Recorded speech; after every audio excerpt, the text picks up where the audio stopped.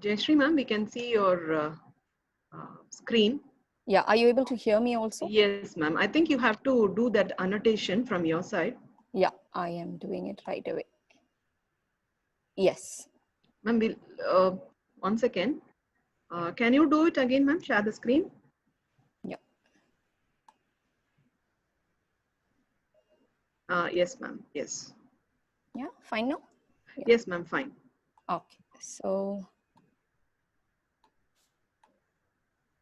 So like you are all aware, the topic for today's presentation is misinformation in medicine, myths and facts. And like Mr. They just pointed out, this is a topic that has always been relevant. It has always been relevant because since times immemorial, we're always bombarded with, information, and with the growing amount of information, it's very hard to discern the correct from the incorrect information. And myths are some things that we are all born with, raised with, and we sometimes learn to live with. So I hope to take you through the common misinformations in medicine, why they arise, and I hope to leave you with some tips on how to tackle misinformation in medicine and make it useful for you, protect yourself and the community you live in. So we'll start with a couple of slides with some questions. You can make a quick mental note of the answers. So have you ever registered or signed up in a health-related website because you were prompted to do so through an SMS, email, or a pop-up? You could just, note it down in your mind, the answer to the question.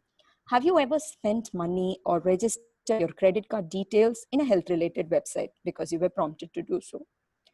Have you ever followed advice that you obtained online from a person you don't know personally? Have you ever refused a doctor's advice or even challenged it based on information on the internet? If your answer is no to all of these questions, then you are a very aware person and you have never been victim to misinformation. And I pray most of you have answered no to all of these questions. Now, this is another set of questions, and you can again make a mental note of the answers. Have you checked the source of information that you receive on WhatsApp, FB, Twitter, Google, every time you receive this information?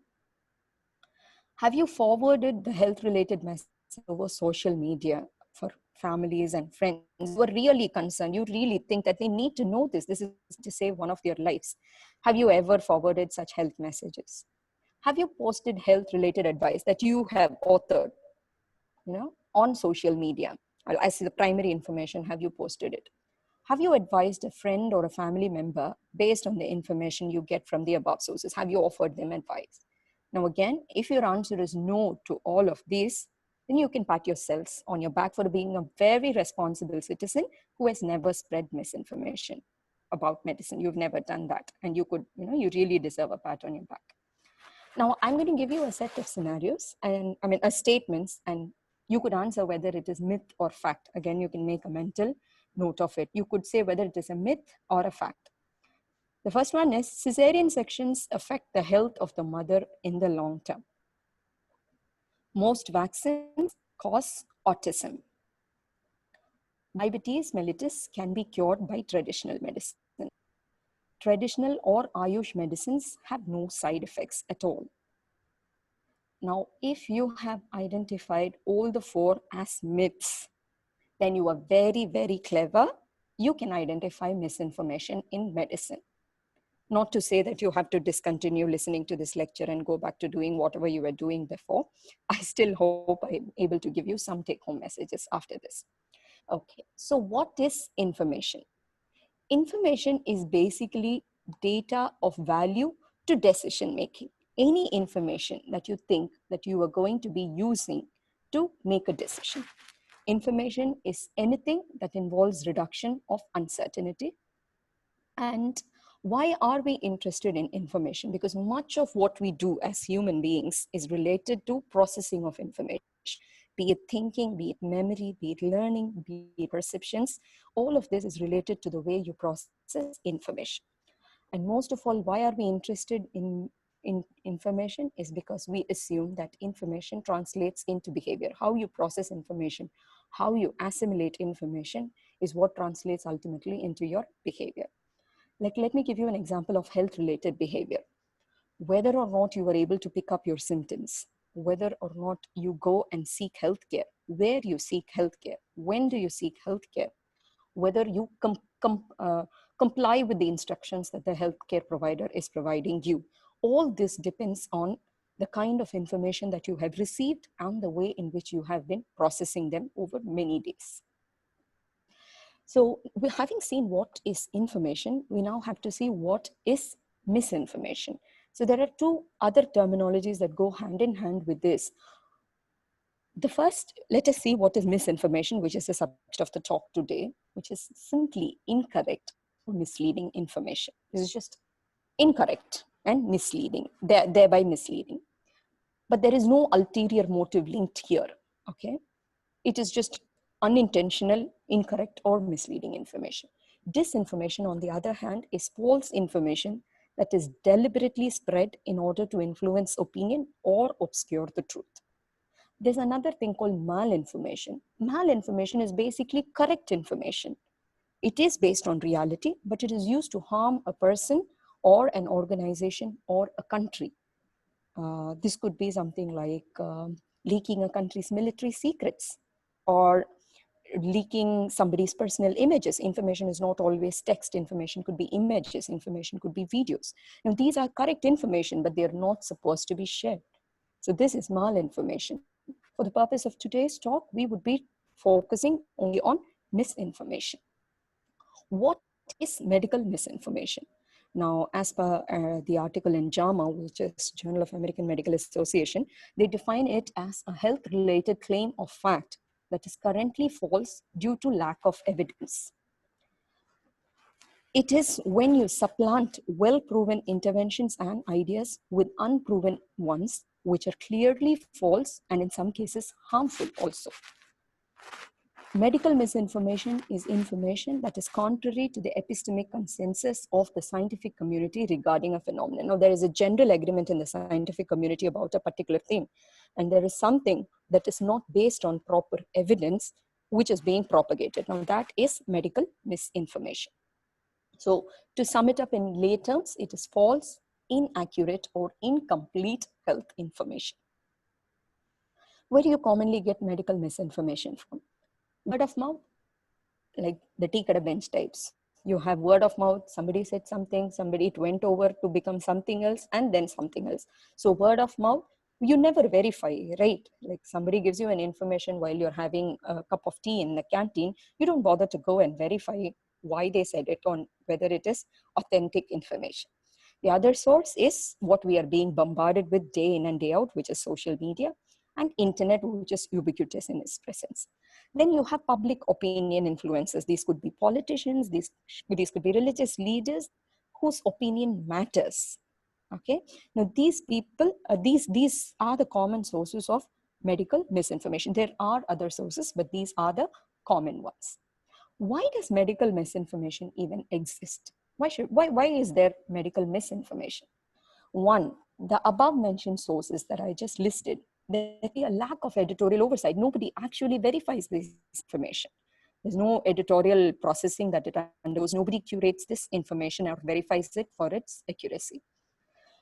People do not have ready access to reliable resources. So when there are no reliable sources, it's very simple. When something is legally not available and you really badly, desperately need it, you go seek out other sources. Now this is something similar to that.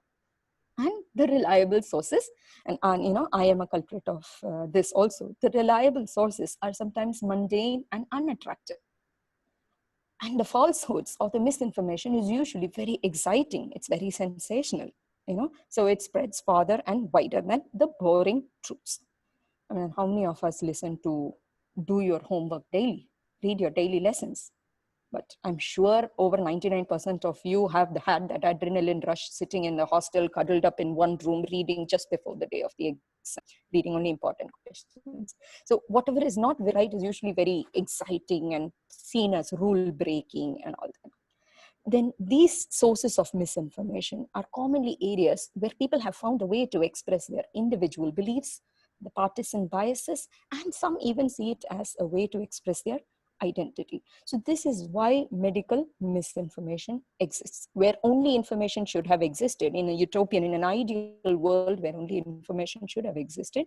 The reason why medical misinformation exists is this. Now we'll see a brief video about who spreads misinformation. Can you quickly confirm that you were able to hear the video of the audio in the video that I was playing, Ms. Shabnam? Ma'am, I think it will not be heard because you Okay, have to enable from your side. Okay.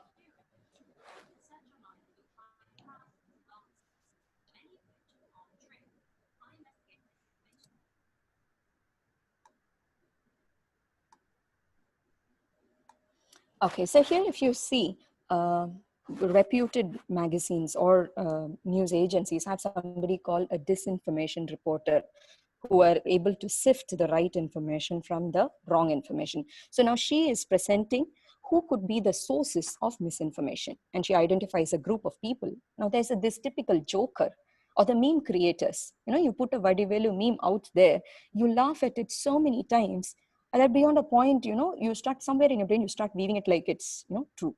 Then you have the scammer who's trying to use this misinformation to manipulate you and make money out of it. He has some vested interests. He is the second kind of person who's looking for gains by spreading this misinformation.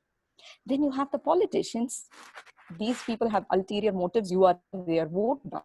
And so they sometimes tend to spread information that is not very accurate to secure their vote banks or push their other motives. These are the third set of peoples that we have. The next set of people,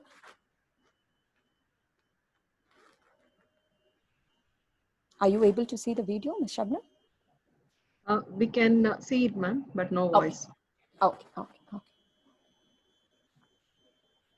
So we've seen the joker, the scammer, and the politician, the third kind of person. Then you have the conspiracy theorists. Now, these are a set of people we are now very familiar with. Okay, anything should happen, at the drop of a hat, they come up with a conspiracy theory. They really spend all their time, spreading these conspiracy theories. And once you start listening to them over and over again, somewhere in the corner of your mind, you start believing this might be true.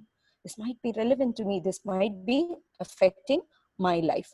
And then finally, there is an insider. Why it is just one of us? It is not that we don't identify ourselves with any of these four. There is an insider who again has vested interests and some ulterior motives that are getting pushed by spreading this misinformation. Now, these are the common sets of people. These are the 5 groups of people who are going to be spreading this in medical misinformation. And then you have these 2 types of people. Your relative. Now, this person does not have any ulterior motives. But like I said in the first slide, they are so desperate that they need to get this information to their loved ones. In between we had something called cough CPR, like cardiopulmonary resuscitation. Like if somebody is suffering a heart attack, there was a common news being circulated that you have to cough. Now, you read that and you think, oh, my uncle is 70 years old. He can anytime sustain a heart attack. He really needs to know it. You're so quick with your emotions that you send it out without even verifying if it is true. Then you have the celebrities. Now we see celebrity endorsements for everything. We're very interested in if Big B gets the corona. We are so anxious. We are not worried, but you're very interested in knowing whether Aishwarya's baby was corona positive or not. So these celebrities, they instigate a sense of curiosity, and when they spout misinformation, the reach is unimaginable.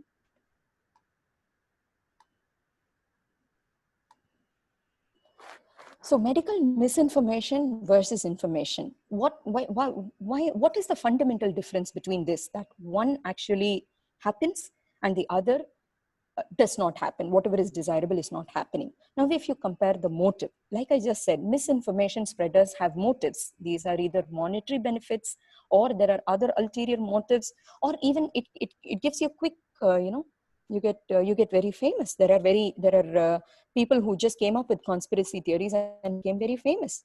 Whereas, what is the motive for an information spreader? Goodwill, or maybe he was assigned that job in his agency. And that's not a very, a motive that pushes you to do better. Then coming to the resources. Now look at the misinformation spreader. All he needs is a laptop or even a mobile and an internet connection is all. You could put out anything out there in the internet for everyone to see. Whereas the information spreader or the person who generates information, if you take a healthcare agency, you need to have staff for it. You need to pay them for it. They need to have specific time for it. And there are so many other things, the other resources that are required to spread information. Come to the feedback. You put out a sensational misinformation there. You get so much feedback. There are likes, there are retweets, there are people showing emoticons. There are so many things that happen. What about information? You write, I publish, I publish in the British Medical Journal. And, there's not much feedback there other than from my immediate scientific community. The rewards. What rewards? You get fame, you get money. If you put out sensational misinformation, you are the new hero who comes up with, new stuff that other people haven't heard of. People don't people don't really care whether you actually verified that information or whether that is based on solid scientific evidence. But if I am an information spreader, I get the same monthly salary I take home every month. Accountability. Now, I, as an information spreader, I'm accountable to the agency I work for. I'm accountable to the government. I'm accountable to, whatever position I hold in the society. Whereas a misinformation spreader is mostly anonymous.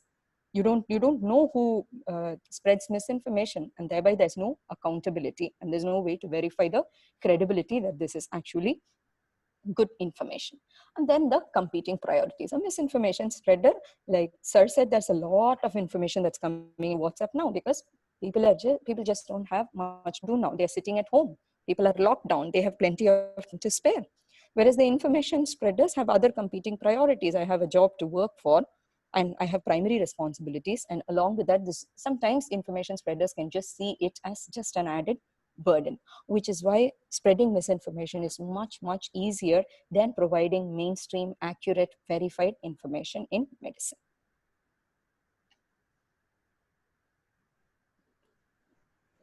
Okay, why is medical misinformation more a concern now than ever? Like I said, it's been there since eternity. It's been there forever.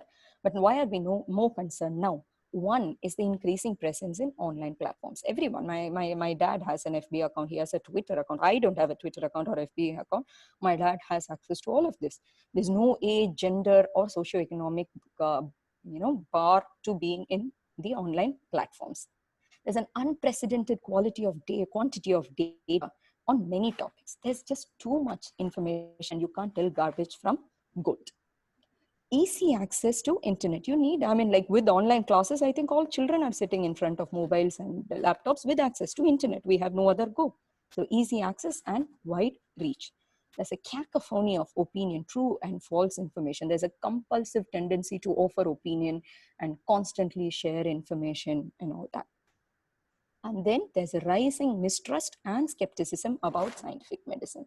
So, what happens is when there are so many views, not all of them are going to agree with each other. And then there is a conspiracy theorist sitting and weaving in a conspiracy theory. And already people are losing trust in the system, and there's rising skepticism, and all this fuels and propagates medical misinformation, especially in a stressful situation as we currently find ourselves in. Misinformation, like you all know, is not confined only to the field of medicine. It exists everywhere. People spread misinformation about what I have seen people talking very accurately about how many steps the Chinese foot soldiers came into our territory. How did you know that? It's a military secret. Nobody is going to be telling it to you. So misinformation exists in every field of life. Why is misinformation in medicine particularly alarming? It can lead to death, disability, or stress. It can lead to increased expenditure and misery. We have seen day in and day out so many patients who come at such a late stage of their disease simply because they trusted some misinformation and did not come to us in the right time. Now, they come in a more complicated stage of the disease. There's going to be increased expenditure. There's going to be increased misery. And there is the chances of their outcomes being good are also bleak. There's delay in receiving appropriate care. You keep running from pillar to pole, or you try things on yourself using some random stuff that you pick on the internet. You are not getting appropriate care at the right moment. This is another sad thing that we see these days. People refusing life-saving treatments because they don't believe in it.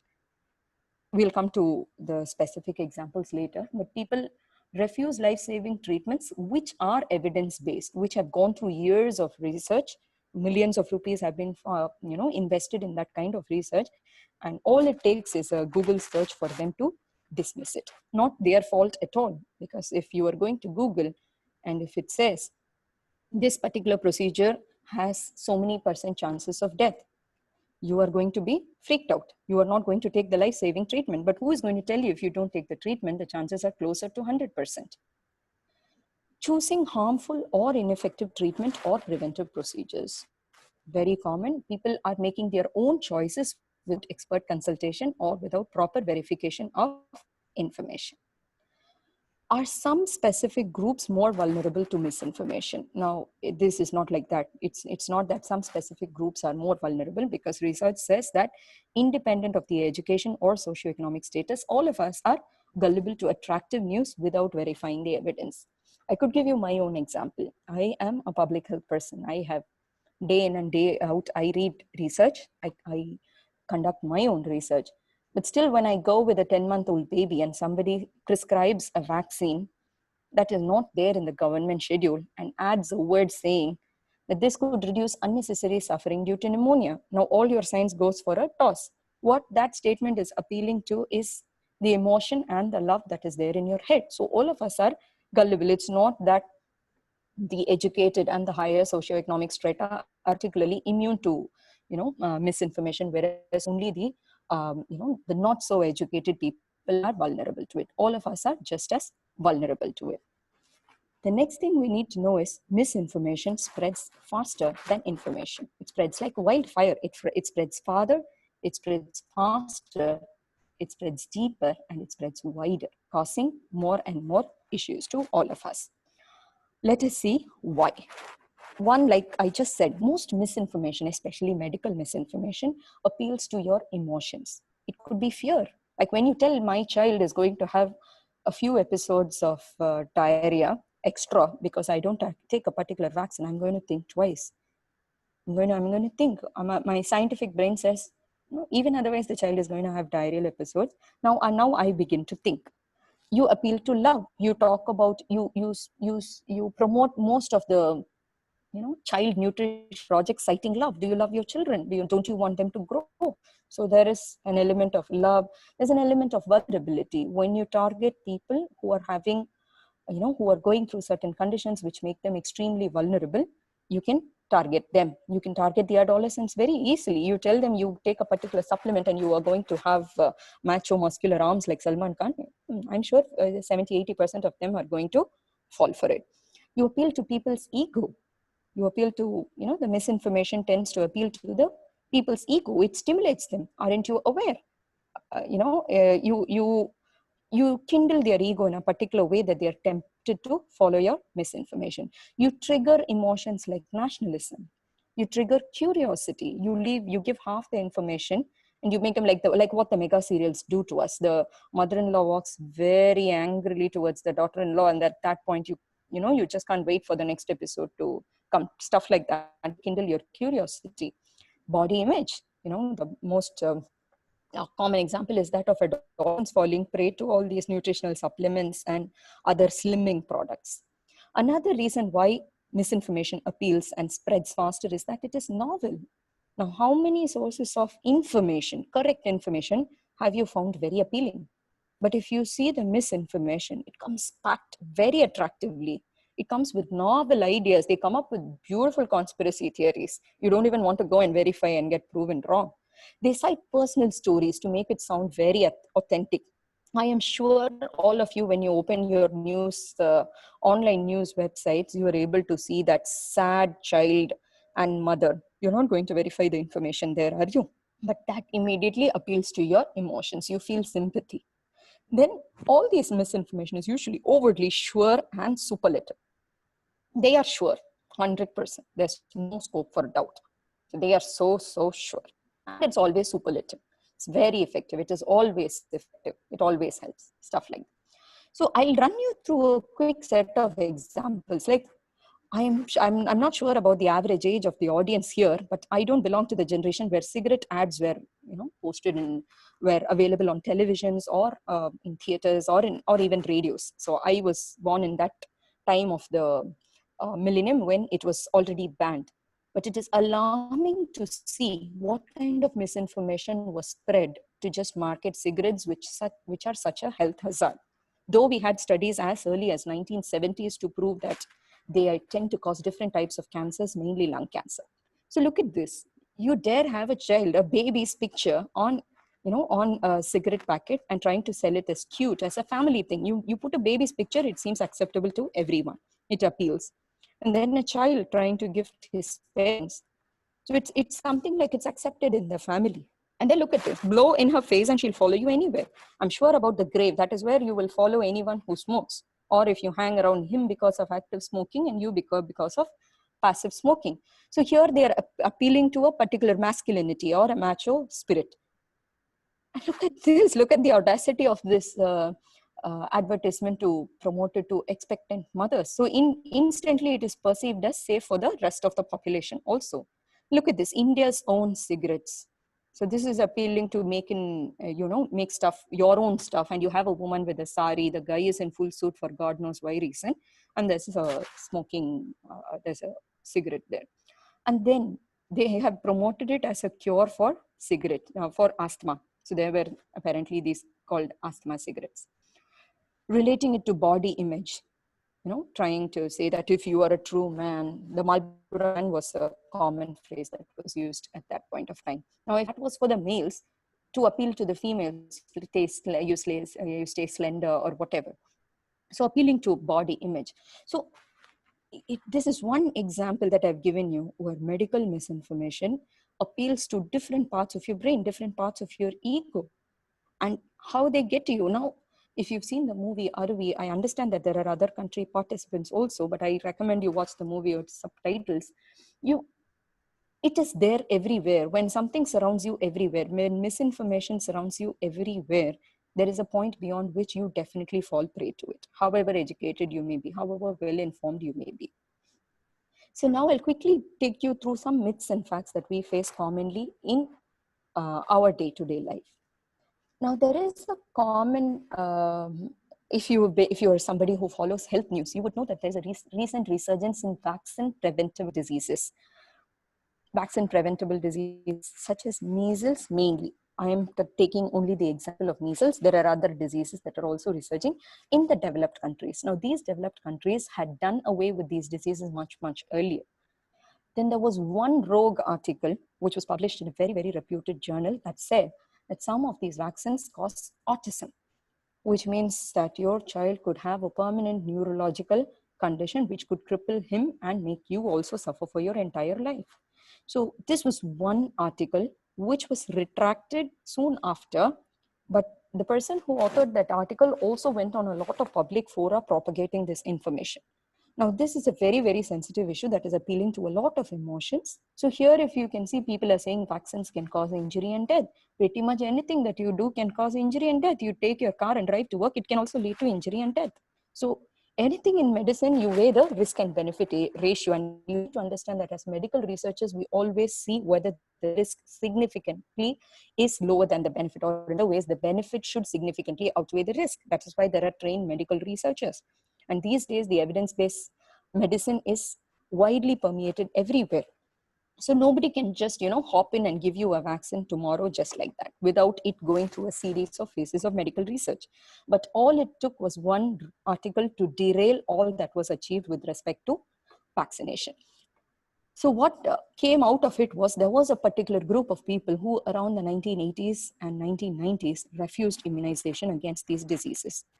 The backlash of that was faced when these people grew up to become adolescents and adults. There was a resurgence and outbreaks, which cost them a lot of money, cost a lot of misery, and loss of quality in life. And of course, a lot of public expenditure because the government was spending handling all these cases.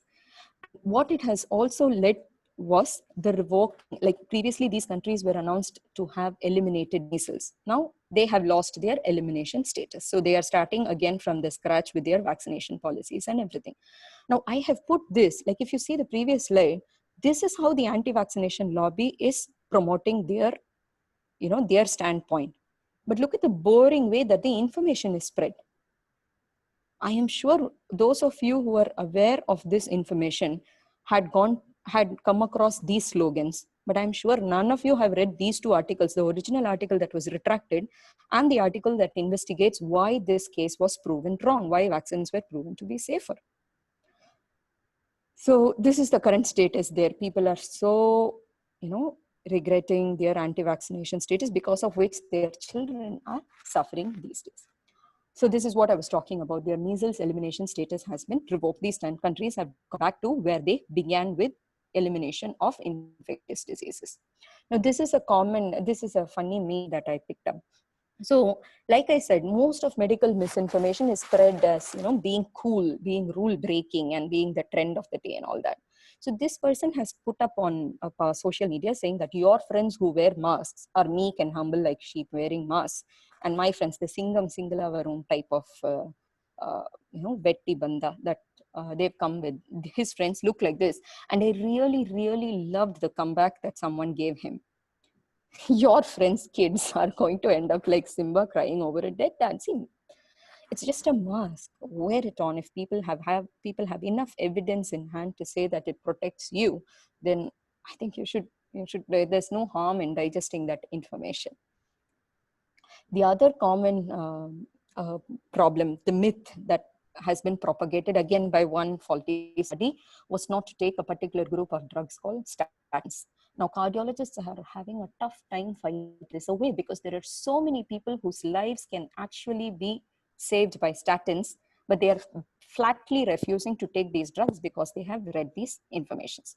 So this is basically a dialogue between a doctor and a patient. The patient thinks that he or she has read something online and she thinks that it is scary to take this drug, and that the profession, the doctor, stands to get some monetary gains from it. This is again a victim to a conspiracy theory. This is something all of you recognize now. Somebody, there are actors, and even this person here has come up with a lot of relevant social messages. And when such a person with such credibility comes and tells something that cesarean section is going to ruin you, it's going to kill you, don't go to the hospital for childbirth, mine delivered at home only, stuff like this, which is not scientifically correct or verified, you have backlashes like this. So you need to be, this is why we saw that celebrities can be one of the important sources that are spreading misinformation. I don't even have a Twitter account. You may have 100 or 200 followers, but these people have millions of followers. So the moment something comes out of their mouth, it is going to be out there like wildfire. And this was the, I'm sure all of us have read this in the news. Trying to deliver looking at YouTube videos. This was a history where people eating worms would help them stay slim. It only led them to become malnourished, and all of them fell ill. Again, we just don't live with the humans. We also propagate myths that are harming animals also and endangering certain species. I'm sure what is not shown, it's there. The elephant tusk. We know of people who think that it cures, and most of these, if you see, it cures infertility. For some strange reason, people want more of their kind. They want to keep producing more of their kind, and anything that is touted as a cure for infertility or impotence is an immediate hit. You can kill anyone, you can kill babies, you can kill animals, but it will cure as long as it cures infertility and impotence. So what I'm trying to say is, misinformation kills. You have to act now or regret later. It kills not just you, but your loved ones. It's I can tell you a heart-wrenching story of a loved one who became crippled because of misinformation. And it's the media and the politicians who are poisoning your life. How many of you thought that the previous slide did not go with the tone of the rest of the presentation? If you did not find it, then I really, really got it. That is a rogue slide that I deliberately put in there to drive home certain messages. That particular slide, I'm displaying it again for you. It has all the features of what a medical misinformation, misinformation looks like. It uses very strong words like kills. And there's a sense of emergency. Act now, there's a red button, you have to do it. Okay, the onus is on you. There's a lot of victim blaming happening here. The onus is on you. You need to act right now. It's appealing to your emotions. It will kill you, your loved ones. And then I'm throwing in a personal anecdote that I can tell a very, very sad story. You will cry and you will know how misinformation kills. It is the media, and there's again blaming of all other people without evidence. And unlike all my other slides, this one does not have a reference. I'm just throwing it at you, saying that these are the people poisoning your life. So this is what misinformation looks like. Throw in a BGM there, a very sad violin or throw in a violin concerto, and it sells. You would fall prey to this slide. So I threw in this slide specifically for you to be able to pick up what misinformation looks and feels like, and how it is supposed to trigger particular points in your brain. So, or having seen about medical misinformation, how do you actually handle misinformation in medicine? Now, some of these points are for us as in medical fraternity, and some of these are for the consumers or the clients or the patients or the community, the general public. So define the prevalence and trends of health misinformation. We have studies that have actually quantified to what extent misinformation is prevalent, to what extent people believe in misinformation. There is also a very interesting study that says that that has looked into how many people have been harmed by medical misinformation, as in trying out a particular treatment or refusing a particular treatment and all this. Understanding how health misinformation is shared, you need to actually understand, instead of keeping on blaming the patients or the public for consuming and spreading misinformation, you actually need to understand how and why it is being shared. And we need to understand and evaluate the reach and influence of misinformation. And we need to develop and test various interventions. Now, I came across a very interesting article that said that misinformation comes in such attractive packages, whereas the people who are supposed to be giving information always tend to reduce it to a problem of knowledge. If only you had better knowledge, if only you were educated, you would tell this is misinformation. It is not like that. It is not just a problem of not having enough knowledge. So they are, whether they are recommending newer interventions to combat misinformation. Okay, so how do you handle? The first is containment. You target, because misinformation is already there. So there's the first is contain that. Then once it is there, how do you counteract it? Counteract the misinformation that is there. That is, prevent new misinformation from propping up. Counteract the misinformation that is already there. General immunity, increase the science literacy of people. Now, this is something that starts at the level of schools. Children have to be educated. Children need to know what is information, what is misinformation, and how to tell one from the other. Then you give them health-specific inoculation and education. Teach the general public how to specifically improve their health literacy, their science literacy. So it could be generally related to science or specific health-related literacy. That, as I see it, is a long-term measure. That is what is in the long run going to pay off. How to be sure that you are getting the right medical information? Verify the source. Whenever you get an information, like those of you who wake up to WhatsApp forwards, verify the source. Is it just your friend or your friend's friend or your friend's very well-read uncle or your friend's uncle who's a practicing clinician? Something like this. See, there's a very interesting case where they have tracked a post about COVID, where a person, where an adolescent, a teenager has tweeted about what his graduate uncle said about coronavirus. It has gone viral. Nobody knows who this guy is or who his uncle is. So verify the source, understand the context. There are a group of people who jump into giving, trying births at home and water births. Now, this is a field that I've closely worked with. And I mean, like, you need to understand the context. home birth is to be tried in a place where there is excellent referral transport, where there is a trained midwife by your side throughout the process of labor, who can handle complications, who can transport you to a hospital. It is not something that you try for the fancy of it. So understand the context from where the misinformation comes. Consult it, whether in doubt or not, consult an expert, and always check the facts. Do not share if in doubt. So this is something I wanted you to know. Will you try Googling something, or you try looking up something at Twitter as information or as misinformation? Now, we are all commonly familiar with these kind of Twitter movie reviews that says, Talaivar entry mass, Padam 100, Padam Silver Jubilee, Golden Jubilee, whatever it is. I mean, it took him 2 minutes into the movie to make that judgment that this movie is going to be hit. Or first half, summer bore, not worth your ticket money. That's all. This person couldn't sit through a 2.5 hours movie to make a judgment about it. This is also the person who's going to post tomorrow, new vaccine found for corona, held back by politicians. So you need to understand where these people come from and the restless times that we are living in. So go to an expert who's gone through years of grooming, who's gone through years of formal education. So there is a shared responsibility here. There's a responsibility of the community, the responsibility of the medical fraternity, the policymakers, and the owners of these online platforms to dispel misinformation.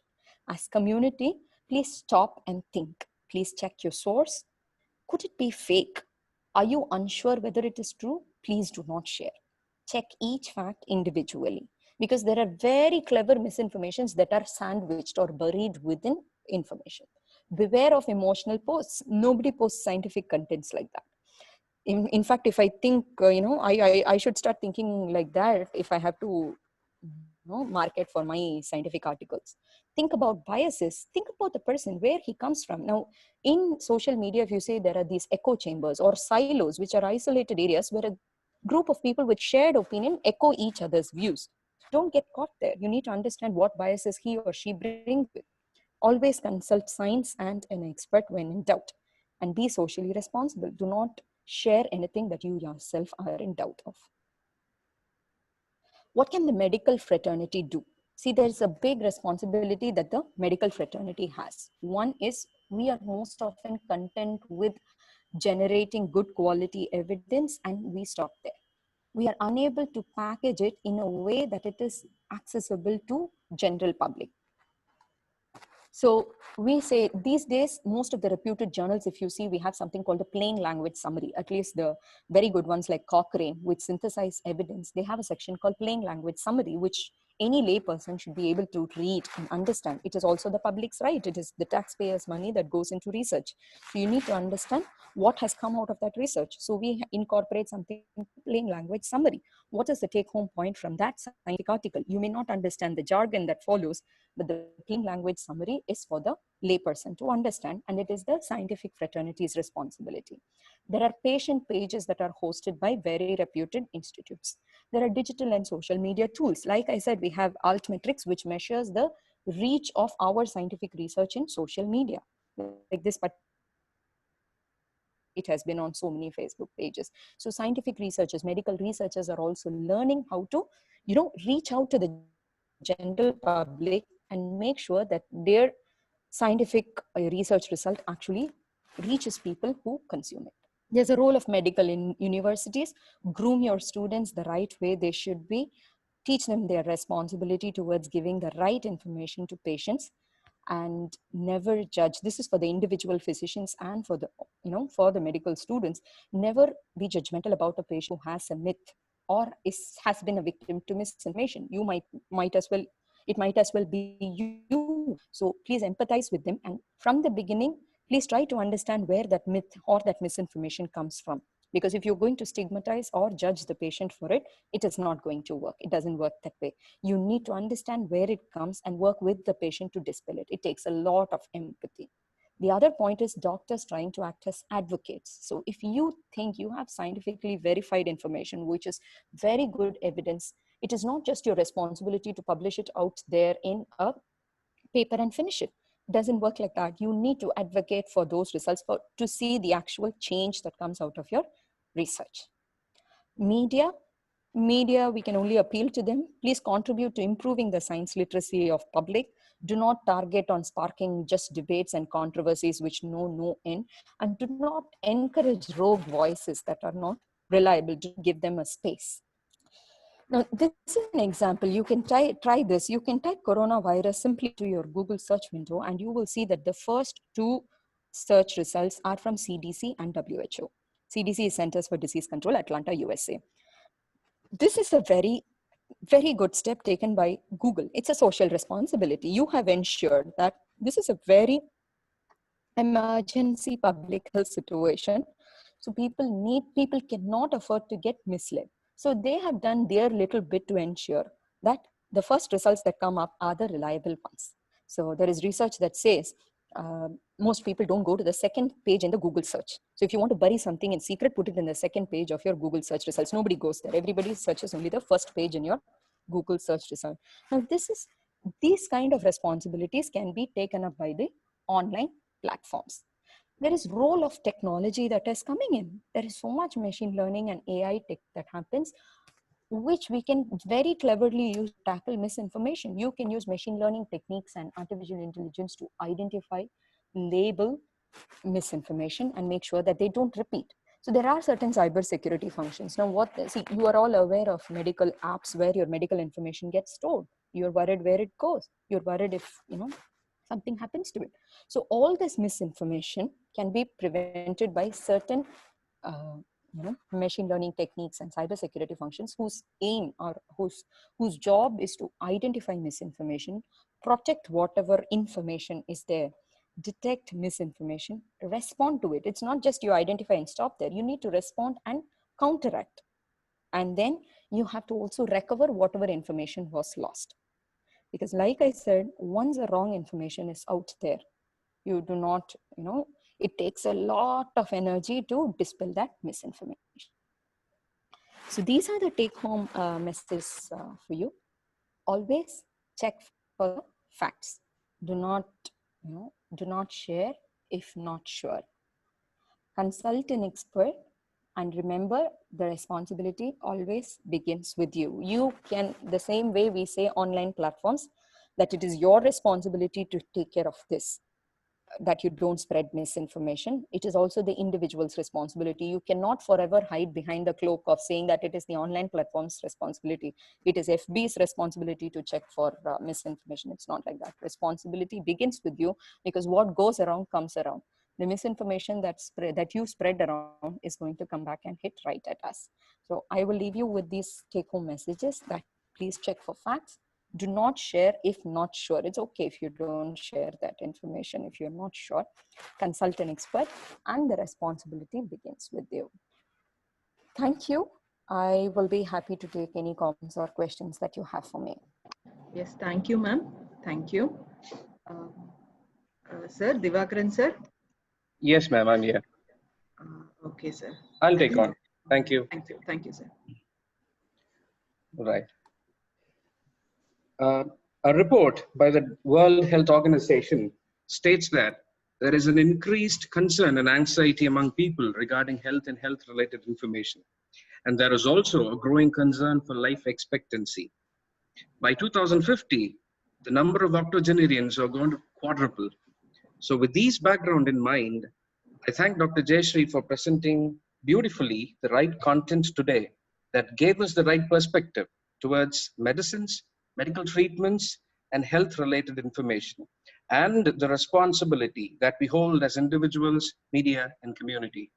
I thank Dr. Jayashree once again for such a beautiful presentation. Now, I request all the participants to post your questions in the chat window, so our resource person will be more than happy to answer your questions.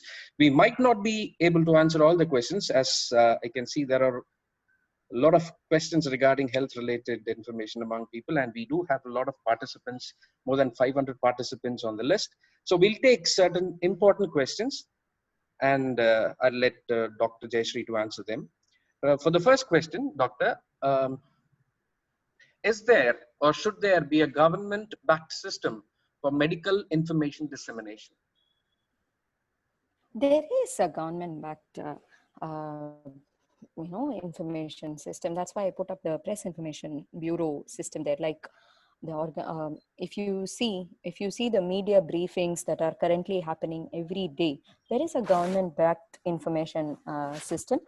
There is a particular channel through which the information goes. It is proofread for certain for the content and for the language and whatever, and then it is disseminated. So it is very much in place, and yes, it is very essential that you have it. And you might see that just like every political party has an identified spokesperson, just to keep things streamlined and organized, all health agencies and every government has an identified spokesperson and a particular agency through which it goes through. All this is curated, and what reaches you ultimately in the video and radio or whatever goes through all this processing. So yes, there is. Thank you, Doctor. The second question, are there any shortcuts to differentiate between right and fake information? I think people, they don't want to take the long way. They just want the short ways. I am very skeptical about the word shortcut, because I have always been taught that shortcuts, they don't work. They don't work. Shortcuts, I mean, you can, if you want to just use the word tips, you can look for certain things that I said. You can look for the language, and just simply scroll down and look for the source of the information.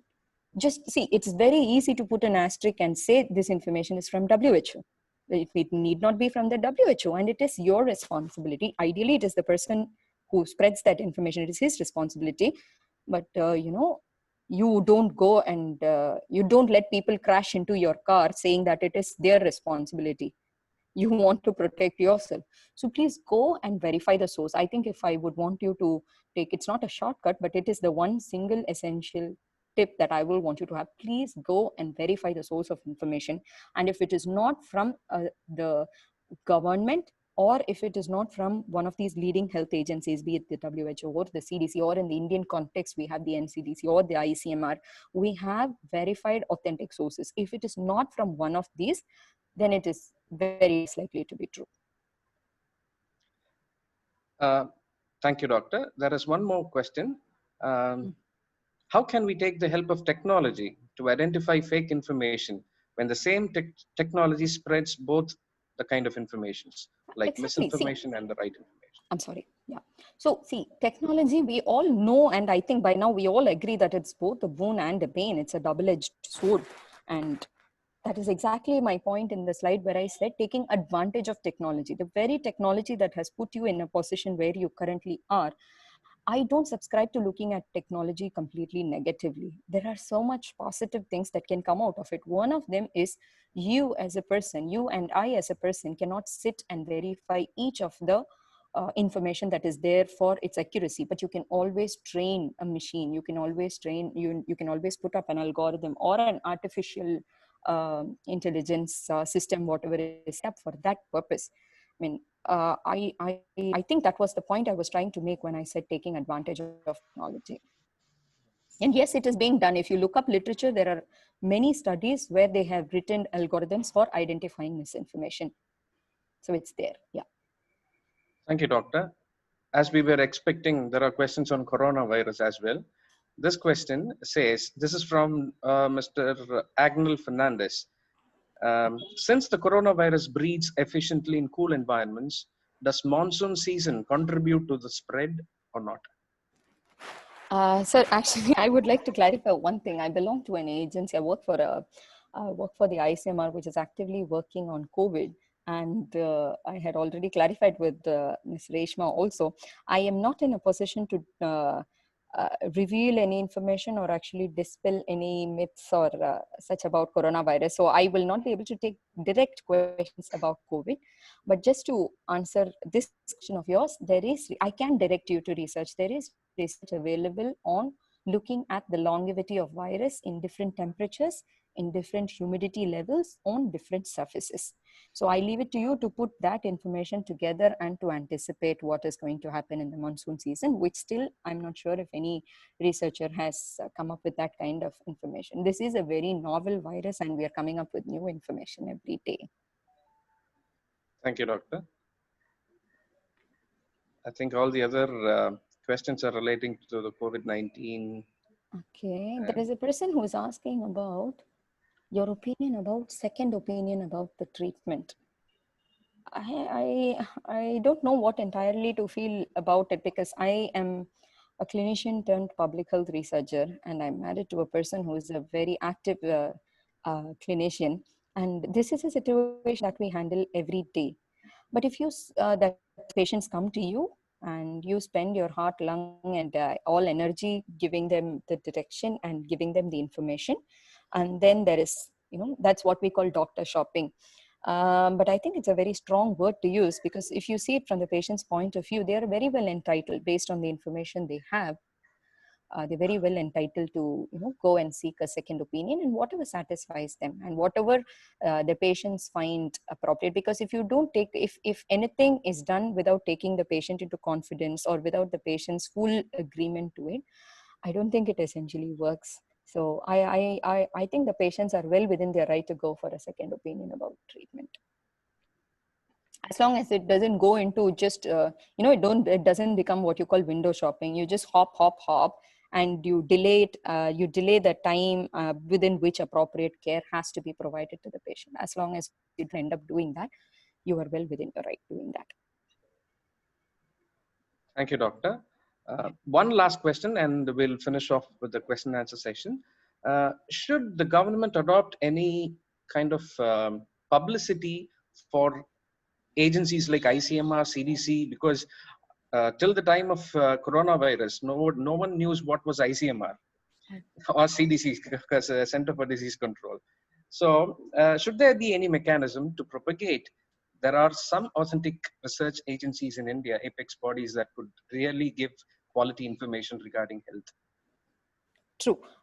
It's a very valid question. And this is something that we've been discussing about also. Like, I've been with ICMR for some time now, and my dad didn't know what it meant until actually it took a pandemic for him to know where I'm working. So this actually, I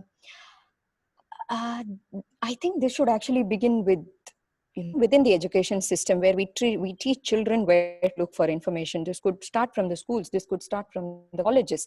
And as far as publicity is concerned, I think this, when information is handed out to people, it could be made a habit to also say what is the source of the information. When it is given to you as news or tidbits news, it could always refer to a source. And that is how, when people start listening to a particular word again and again, that is when they start going back to it. And it is also the responsibility of the public who spread information. You could take celebrities, like we have how many of us know the word RNTCP, but we know the word DOTS because Surya comes, the actor Surya comes and shows the box and tells us, you have to take these medicines. You could use celebrities to publicize certain, but again, government agencies have their limitations. But yes, we are in the process of that is happening. As I see it, it is happening. But there are different points at which you can work, and you can work within the education system propagating these sources, or you can use the media to propagate these sources. You could use celebrities to propagate these sources, and the public can take it upon themselves to spread information from these sources and refer to these sources, so that it becomes common knowledge and not just something that is discussed within the chambers of learned people. Right. Thank you, Doctor, for patiently answering these questions. So this brings us to the end of the Q&A session. I think Dr. Shabnam can take over from here. Yes, sir. Yes.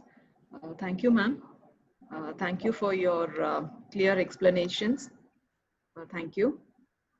So now it's time for vote of thanks. I invite Mrs. Reshma to propose vote of thanks.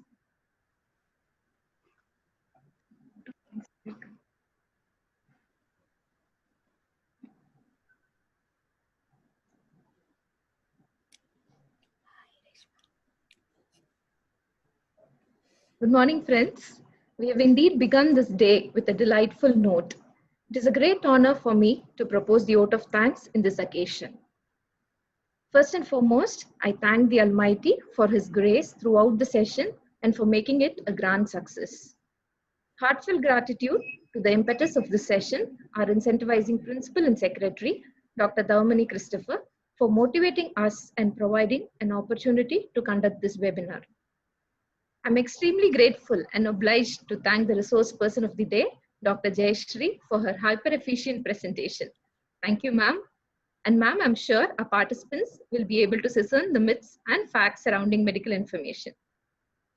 I take this opportunity to thank all the participants who have joined today's session from diverse academic backgrounds across different locations and varied time zones. Next, I thank the heads of our department, Dr. Satyadev and Mr. Divakaran, for their cooperation and support. I extend my sincere thanks to Dr. Shabnam for her conscientious efforts and technical support throughout this session. I'm extremely thankful to my colleagues and students who have been a pillar of support throughout. Thank you, one and all. Thank you.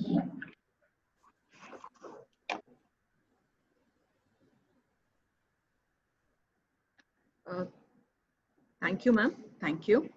Thank you, everyone. Thank you. Yes, Thank you thank for you, organizing Jayashree, this, ma'am. and thank you all the audience for your patient listening. Yes. Participants, I'll post the feedback link in the chat window, and the feedback link will be open only for half an hour, that is for up to 10:45.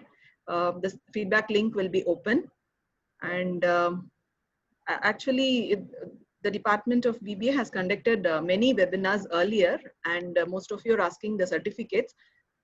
Some of the participants have not mentioned their email ID correctly, so it has been bounced back to the to my email ID. So if anyone needs the certificate, you can give your email ID correctly to the mail which you have got your Zoom ID. Okay? So I'm posting the feedback link for today's session.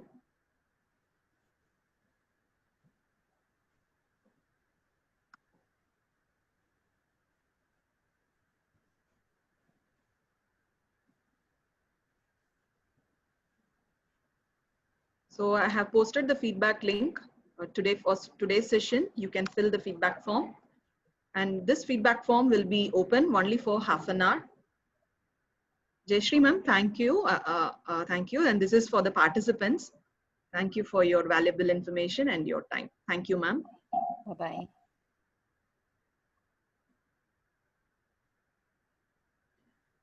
Participants' feedback link has been